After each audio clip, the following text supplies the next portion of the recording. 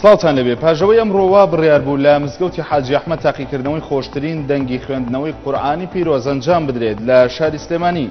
بەڵام ئاسایشی سلێمانی ڕێگری کردەوەی بەشداربووان بچنە ناو مزگەوتەکە و تاقیکردنەوەکە ئەنجام بدەن، هەرچەندە بەرنامەکە لەلایەن کەناڵی NRTەوە ئەنجام دەدرێت و کەناڵەکەش مۆڵەتی فەرمی حکوومەتی هەیە و هەروەکەم و بەرنامێکی تری یاسایی مافی تۆمارکردنی بەرنامەی هەیە، بەڵام هێزەکانی یاساییش بە بیانووی نەبوونی مۆڵەت نەیانهێشت بەرنامەکە ئەنجام بدرێت. بۆیە کەناڵی NRT ناچار بوو پێشبڕکێکە لە مزگەوتەوە بگوازێتەوە بۆ ناو بینای ئۆفیسی NRT لە سلێمانی.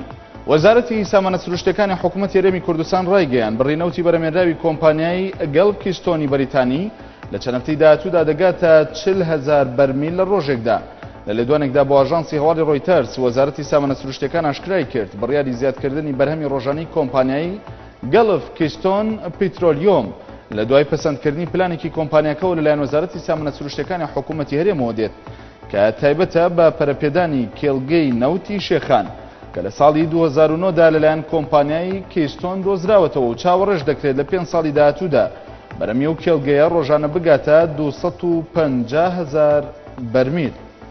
لە ڕاگەیەندراوێکدا کە کۆپیەکی بۆ NRT نێردراوە جەباریاوەرە مینداری گشتی وەزارەتی پێشمەرگە ڕایگەیاندووە میندارەتی گشتی سەرۆکایەتی ئەنجومەنی وەزیرانی عێراق بڕیاریدا بە داخستنی ئەو داوایاسیەی کە سەعدۆن دلێمی بەریکاری وەزارەتی بەرگری دژی هەریەک لە نێچیروان بەرزانی و شێخ جعفەر مستەفا لە دادگای کەرخ تۆماری کردبوو.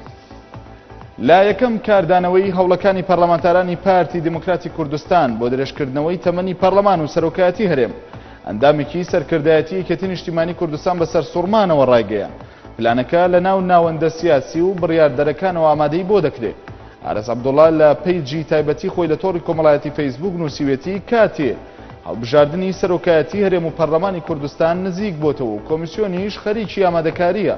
بەڵام ئەوەی جێگی سەر سوڕمانە مەقۆمقۆی درێژکردنەوەی ماوەی کاری پەرلەمان و سەرۆکایەتی هەرێم پەیدا بووە و پلانەکەش لە ناو ناوەندە سیاسی و بڕیاردەرەکانەوە ئامادەیی بۆ دەکرێت.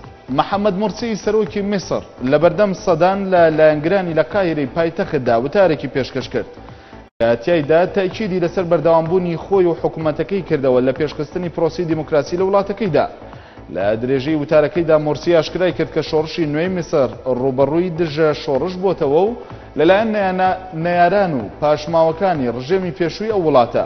لەو چوارچێوەیەشدا سەرۆکی میسر داوای لەلایەنەکانی ئۆپۆزیسیۆن کرد ڕێگەی ئاشتیانە بگرنە بەر لە توندوتیژی دوور بکەونەوە ئاشکراشی کرد کە بەنیازە لیژنەیەک پێک بهێنێت لەسەر جەم لایەنە سیاسی جیاجیەکانی میسر تایبەت بە هەموارکردنەوەی دەستوور.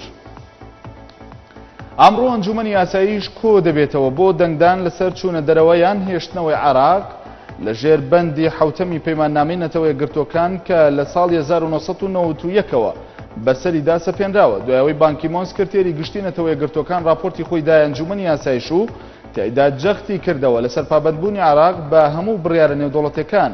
ئەنجومەنی یاساییش بڕیاریدا کۆبوونەوەی دەنگدان لەسەر ئەو مەسەلەیە ئەنجام بدات. هەر شاد و ئاسوودە بن.